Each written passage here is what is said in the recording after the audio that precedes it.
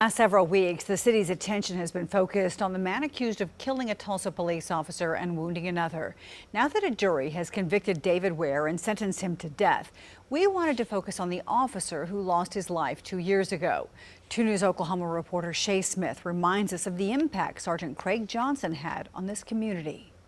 Sergeant Johnson was born in Tulsa on May 19, 1975. His obituary says he enjoyed reading, watching movies, and fixing things like cars.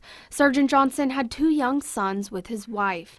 Earlier this month, we spoke to Jeff Downs, the president of the Fraternal Order of Police, who knew Sergeant Johnson professionally and personally. He was one of the nicest guys in the world.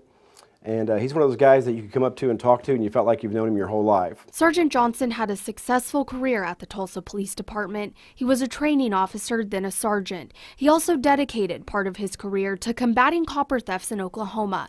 His work inspired state lawmakers to strengthen Oklahoma's laws on scrap metal theft. The police department also awarded him with the Purple Heart before he passed away. For these rules that we put on a piece of paper, they will die for that.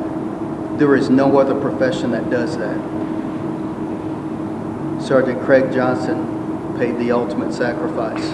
Last year, Tulsa lawmakers honored Johnson by renaming a portion of Highway 169 the Sergeant Craig Johnson Memorial Highway. Chief Wendell Franklin saying this at the dedication. It gives his 2 sons the ability to drive across that highway when they come of age and know each and every time they cross that highway that there's their dad right there. And this year, Oklahoma lawmakers passed and Governor Kevin Stitt signed a bill into law, the Craig Johnson Act, which strengthens Oklahoma's accessory to murder statute. Even in his death, Sergeant Johnson helped others through organ donation, saving 4 lives. His wife took time this week to thank TPD for its support over the past 2 years. I want to thank the TPD community and our friends and family for all of their support throughout everything.